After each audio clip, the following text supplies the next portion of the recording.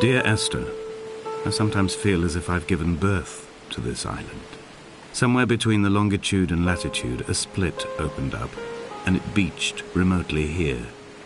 No matter how hard I correlate, it remains a singularity, an alpha point in my life that refuses all hypothesis. I return each time leaving fresh markers that I hope, in the full glare of my hopelessness, will have blossomed into fresh insight in the interim.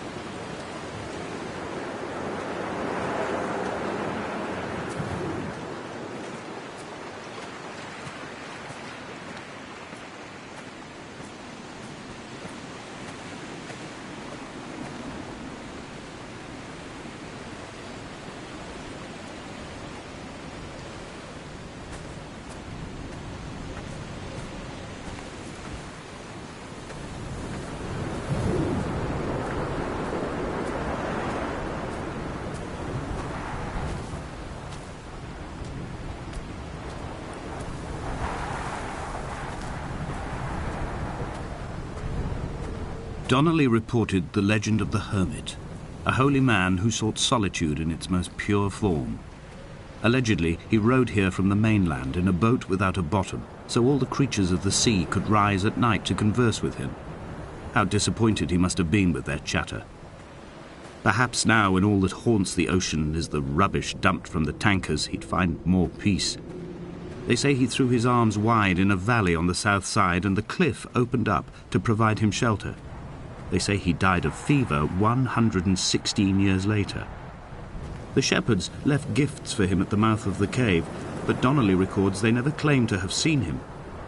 I have visited the cave and I have left my gifts, but like them, I appear to be an unworthy subject of his solitude.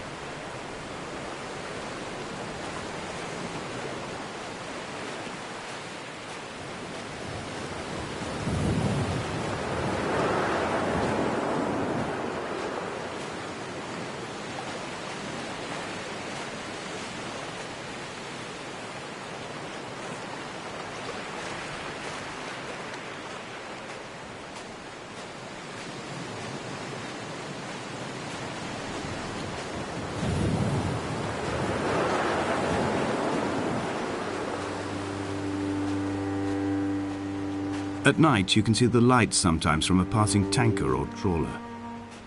From up on the cliffs, they are mundane. But down here, they fugue into ambiguity. For instance, I cannot readily tell if they belong above or below the waves. The distinction now seems banal. Why not everything and all at once? There's nothing better to do here than indulge in contradictions whilst waiting for the fabric of life to unravel.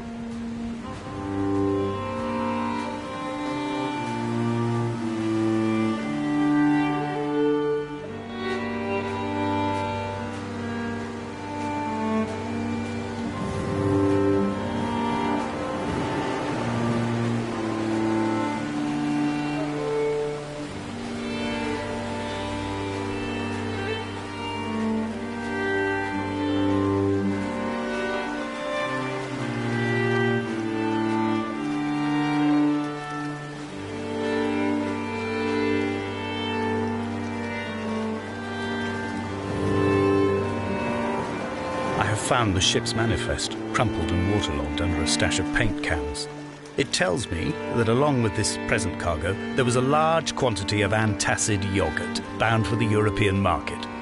It must have washed out to sea. God knows there are no longer gulls or goats here to eat it.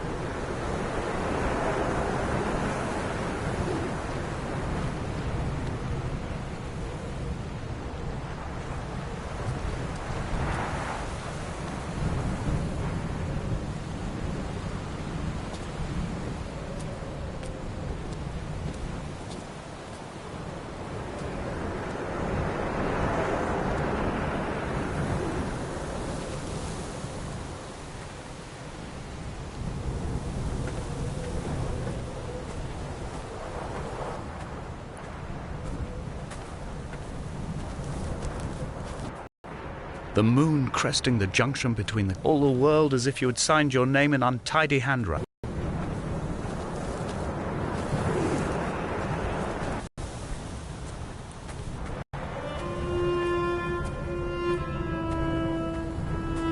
When someone had died or was dying, or was so ill they gave up what little hope they could sacrifice, they cut parallel lines into the cliff, exposing the white chalk beneath. You could see them from the mainland or the fishing boats, and know to send aid or impose a cordon of protection, and wait a generation until whatever pestilence stalked the cliff paths died along with its hosts. My lines are just for this, to keep any would-be rescuers at bay. The infection is not simply of the flesh.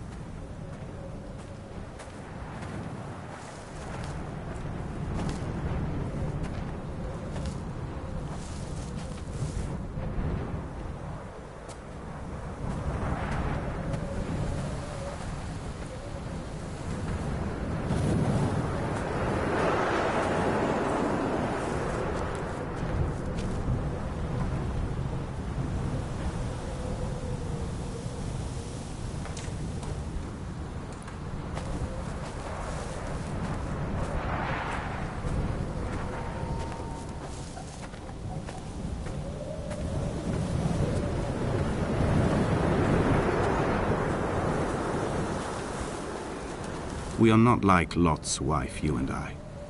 We feel no particular need to turn back. There's nothing to be seen if we did. No tired old man parting the cliffs with his arms. No gifts or Bibles laid out on the sand for the taking. No tides turning or the shrieking gulls overhead.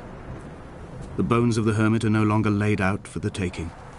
I have stolen them away to the guts of this island, where the passages all run to black, and where we can light each other's faces by their strange luminescence.